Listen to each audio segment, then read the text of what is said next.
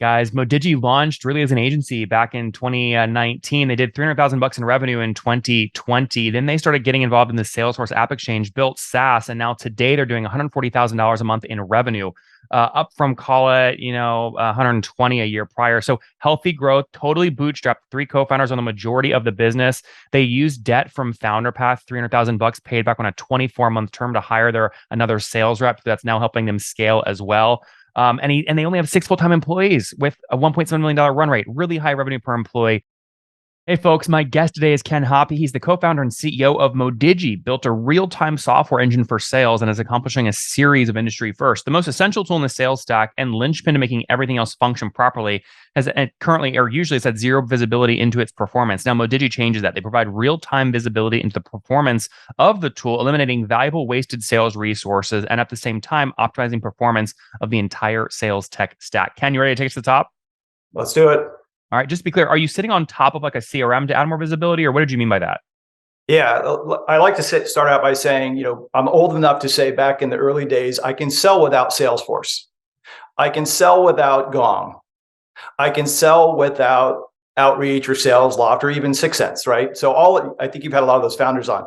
Now, I could do it with on spreadsheets, but really what we're saying is the most essential tool is overlooked. If I don't have the right contact information to reach my likely buyer, none of the tech stack matters. And so what we do, to answer your question, we sit inside Salesforce. So it gives us coverage of 80% of the market, we feel. We're a Salesforce managed package. And what we do in the background is we're auto inspecting. This has never been done before, which is giving visibility into the accuracy and quality of contact data. So as a full production product, we actually run inside Salesforce and interact with all the different sales engagement tools that I've mentioned, or sales tech stack tools. But what we're doing, Nathan, on the front end of our customer engagements is we're actually running what we call a data diagnostic. And for the first time ever, we're giving companies visibility into the quality and coverage, like the inaccuracies. For example, how many of the people that they prospected to in the last 30 days had actually changed companies, don't even work at the target company? How many phone numbers did they call that were inaccurate, that didn't work?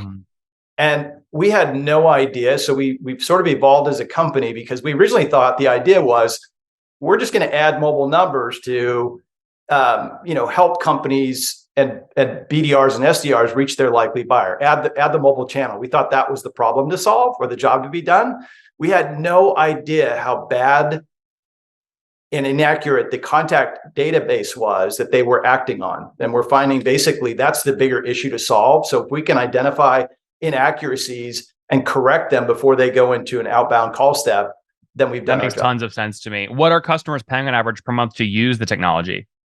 Yeah, it's funny. So when we reflect, when we first met, I was excited about a $10,000 annual contract, and our highest paying customers are close to $200,000 ACVs bookings today. Yeah. So we're really sort of leapfrogged because of the value, and really starting to see bigger publicly traded companies just giving us input to our product evolution. What I just described to you really came from a customer that said, "Hey, I don't trust my data that I have today. Can you use your software and inspect what we have?" Ken, is that an average though, or those are just your what's the average ACV would you say across your full base? Yeah, so our ACV we're modeling at like $80,000. Oh wow, that's still an increase from when we talked in 2020, where it was about 10,000. Yeah, I mean, I didn't think it would happen so quickly, where we're getting our first orders are over 100K, which is hard.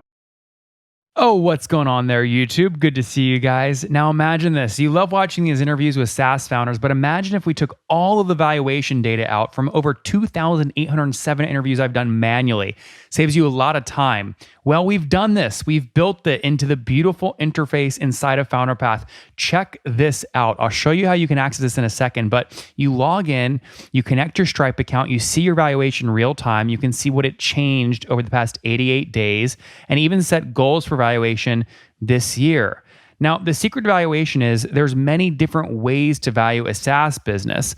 So the reason you're going to see 3 or 4 different valuations inside of your Founder Path dashboard, this is all free by the way, is because depending on who's doing the buying of your SaaS company, you're going to get a different valuation. A VC is going to pay a different valuation. Private equity firm is different. If you're going to do a minority sale, that's different. And if you sell the whole business, that's a different valuation. You can see all those when I hover over here. Right, so the teal is what a VC would pay, yellow is what private equity, and red is if you sold the whole thing outright. Now, what's cool about this is not built off random data. Again, you guys hear these interviews on YouTube. All these data are built from real-time valuation data points founders share with us on the show. So traction, 1.2 million, seed round, 3.7 raise, they sold 22% of their business. Go in here and filter by the event. Maybe you only want to see companies that have sold the whole business. Well, here are a bunch that have been acquired, the valuation and the multiple. Maybe you're going out right now and you're raising your seed round. Well, go in here and look at all this recent seed deals that went down, what they raised, what valuation they raised at, and what percent that they sold. There's never been a larger data set of SaaS valuations than what you can get now inside of Founder Path, and we're thrilled to bring it to you. All right, we're going to go back to the YouTube video here in a second, but if you want to check this tool out, if you want to jump in and sign up, you can check it out for free to get your valuation at this link, founderpath.com/products/valuations. Or if you go to founderpath.com and hover over products, click on get your valuation here and go ahead and sign up to give it a whirl. Again, all that valuation data live right inside the platform. I hope to see you there. All right, let's jump back into the interview. What's allowing you to drive that expansion, those expansion? Is it more seats, more features, some utility-based upsell? It's a great question. It's actually,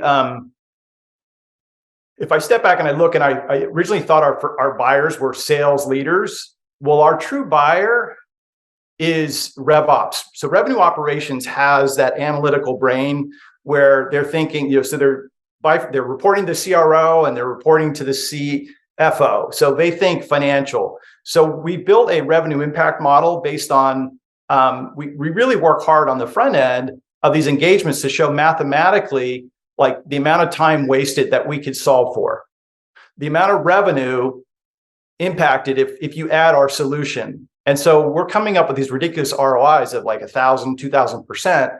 And so we're able to get these large deals because we show if for every dollar you give me, I can give you $10 back in revenue or optimization. But is it a feature-based upsell? Is it a seat-based upsell? It is a utility-based upsell? Or is it we're adding $1 million of new revenue, we keep 20% of it, a take rate model? Yeah. So if you remember last time, we charge a platform fee and then we charge a consumption. It's a consumption-based model.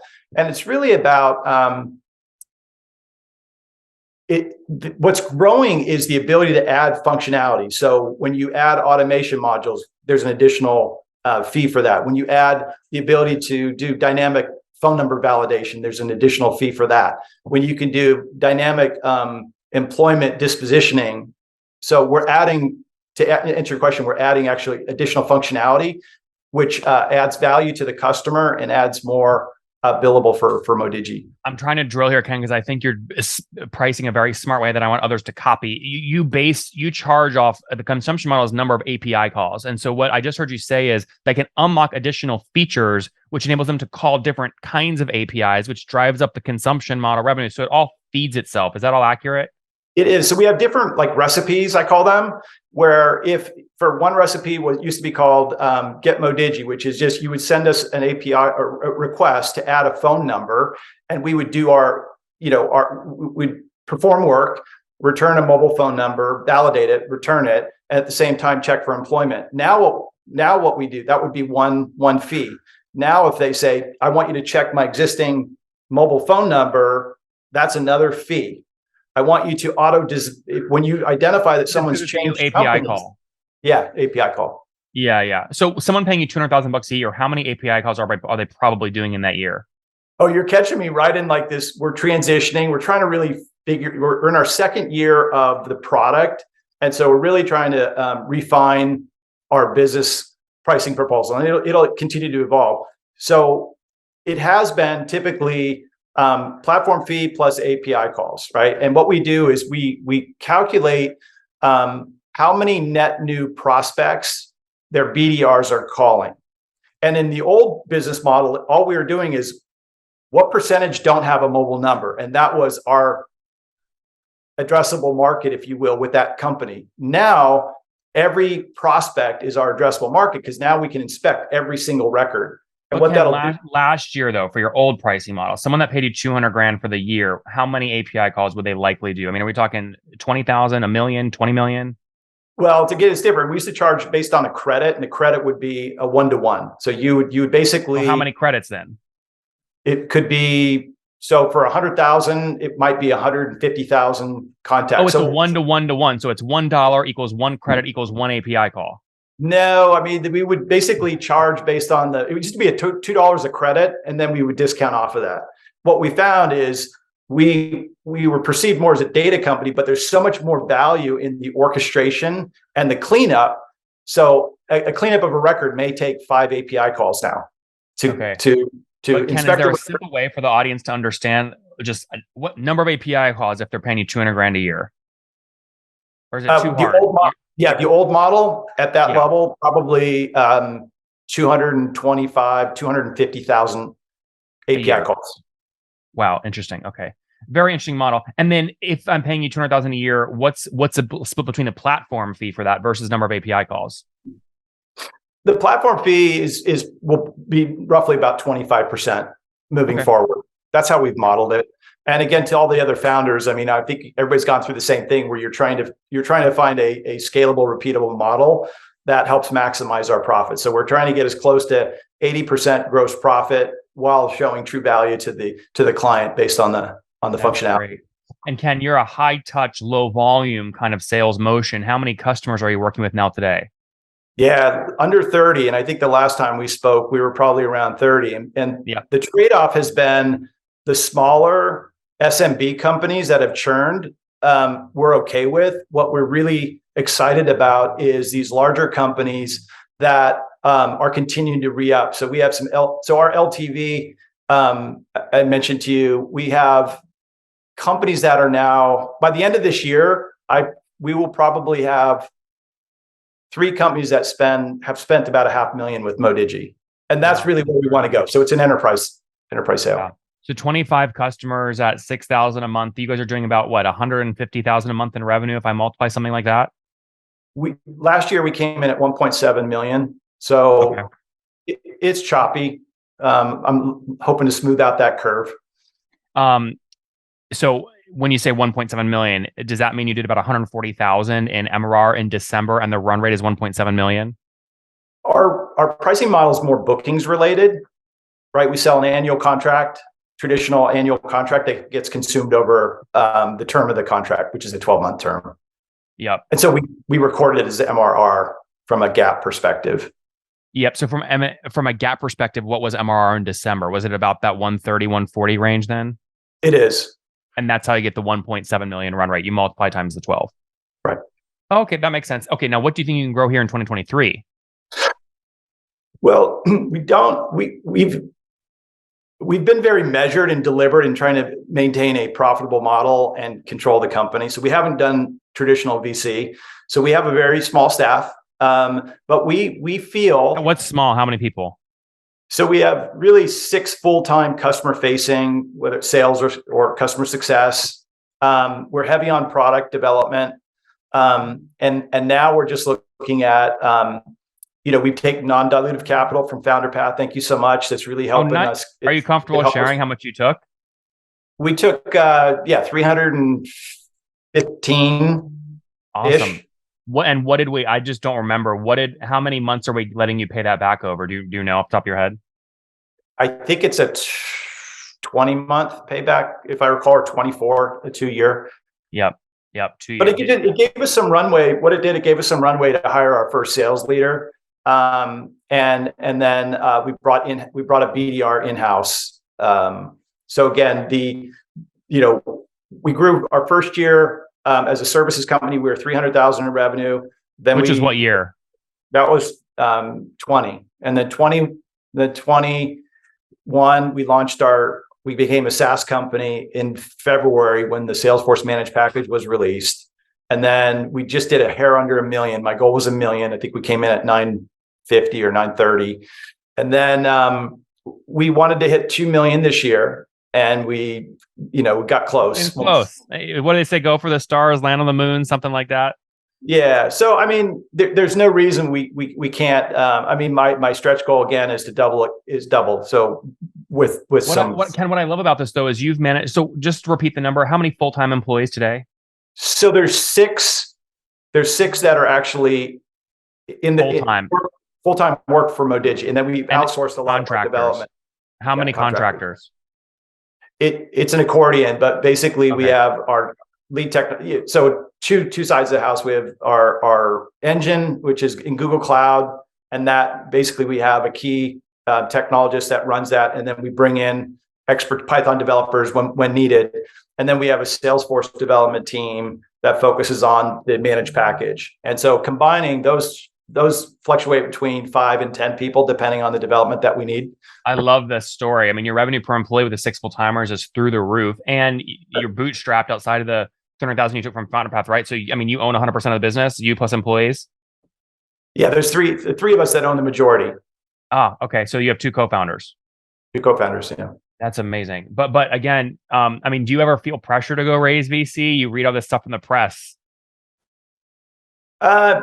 It's interesting. Yesterday I had a conversation with a good friend of mine who runs a industry ventures, Hans Wildens, and we talked over this. And I ran some models by him, and he said, "There's no reason you need to take traditional venture capital. I mean, because we have a path to profitability. We're profitable at the moment, and we just run really lean." Yep. I love that. Do you know off the 300,000 that you took from FounderPath, how much new MRR you able to generate with that, or new ARR you able to generate with it? I don't you use it on a sales rep though, right? Does a sales rep have a quota? We do. Yeah. So sales reps has a $1.2 million quota. Okay. Did the rep that you hired with the 300K, did they meet quota last year? No, he started in April.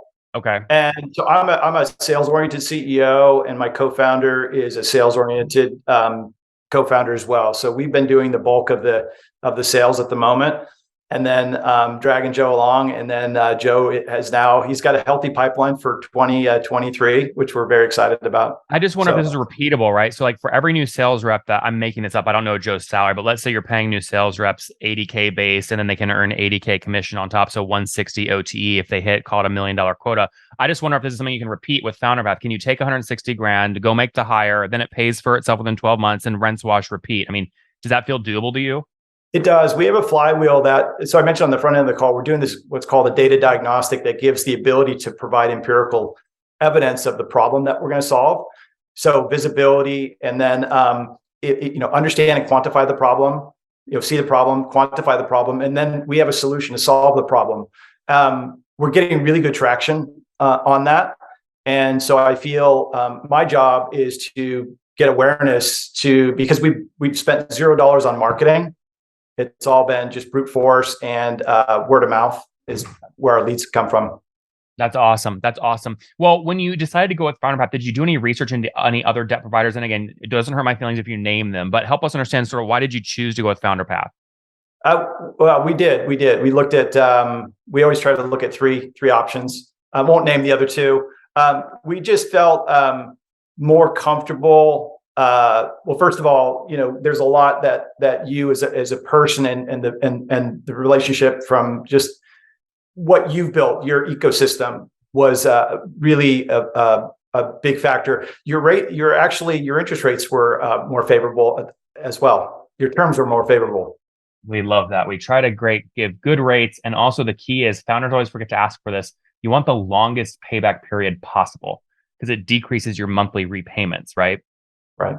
Yeah, and I could be wrong on the 24 months. It could be 36. Well, everything in FounderPath is totally confidential. We're SOC 2 compliant. So I can't share your data unless you tell. I know what it is. Do I have your permission to share how long your term is? You do.